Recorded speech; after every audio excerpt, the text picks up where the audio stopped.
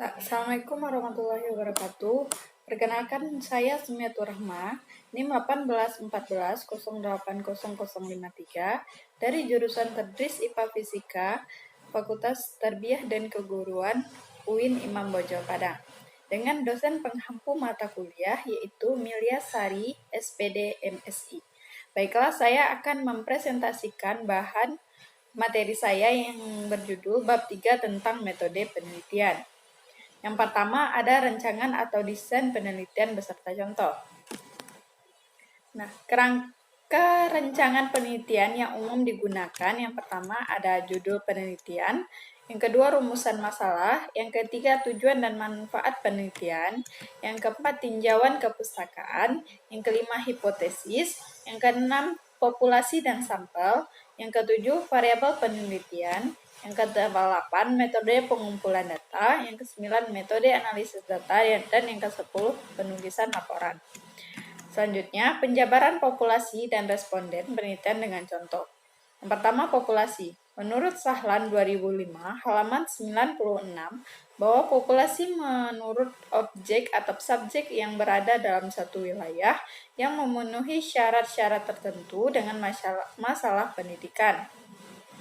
Populasi dapat berupa organisme, orang atau sekelompok orang, masyarakat, organisasi, benda, objek pariwisata, atau laporan yang memiliki ciri-ciri yang harus didefinisikan secara spesifik. Contoh populasi, seluruh guru di Kecamatan SMP Negeri 1 Sokasari Kota, Bandung berjumlah 136 dengan rincian SMP 12 sebanyak 41 guru, SMP 15 guru SMP 15 sebanyak 51 dan guru SMP 29 sebanyak 44 guru.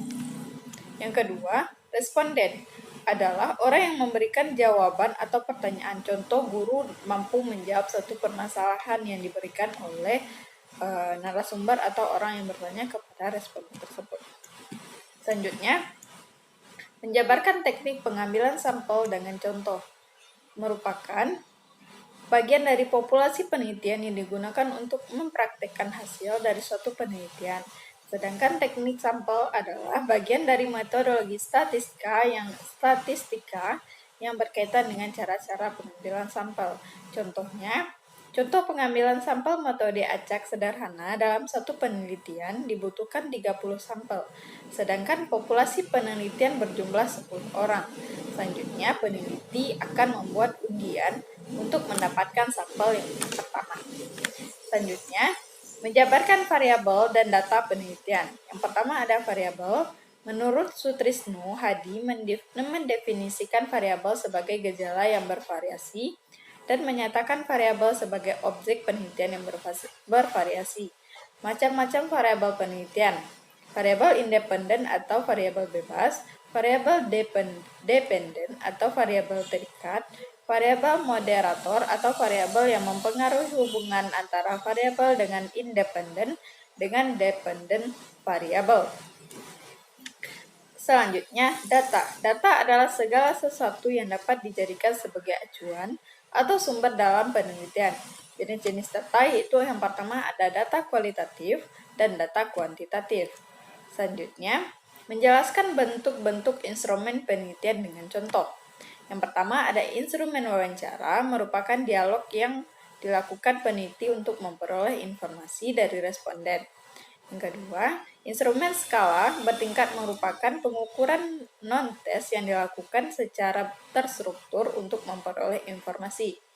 Yang ketiga, instrumen dokumentasi merupakan dokumen berupa tulisan gambar dan lain-lain yang dapat dijadikan sebagai bukti penelitian. Yang selanjutnya yaitu menjabarkan teknik pengumpulan data. Teknik pengumpulan data merupakan teknik atau metode yang dapat digunakan peneliti untuk mengumpulkan data tentang masalah penelitian yang sedang mereka lakukan. Contohnya di sini hasil dari catatan observasi lapangan atau lembar hasil angket atau lembar wawancara. Selanjutnya, menjabarkan teknik pengumpulan data secara deskriptif, yaitu Penelitian deskriptif merupakan metode penelitian yang berusaha menjabarkan dan menginterpretasi objek sesuai dengan apa adanya. Contohnya bisa di sini saya ambil itu apa yang dapat menenangkan masyarakat saat pandemi ini. Nah, itu dapat dijadikan suatu pertanyaan yang akan dijawab nantinya oleh responden. Selanjutnya, menjabarkan teknik penggolongan data secara diferensiasi dengan contoh.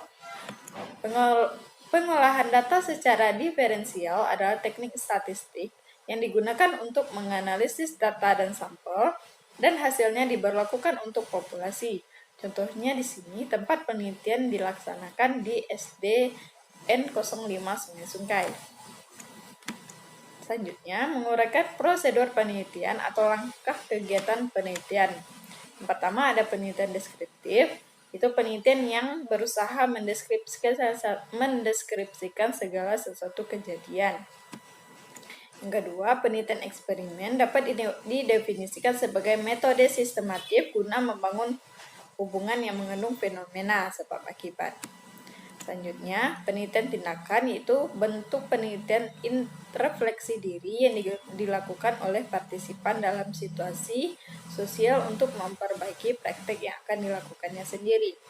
Yang selanjutnya, penelitian korelasi yaitu suatu penelitian yang mengakibatkan kegiatan pengumpulan data yang menentukan adakah hubungan dan tindakan hubungan antara dua variabel tersebut.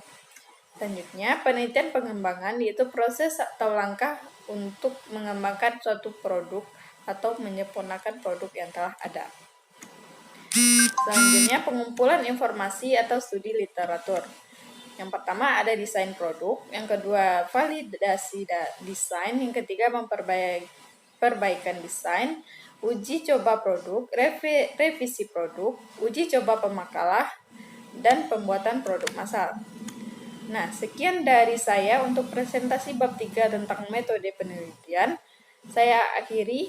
Assalamualaikum warahmatullahi wabarakatuh dan terima kasih telah menonton.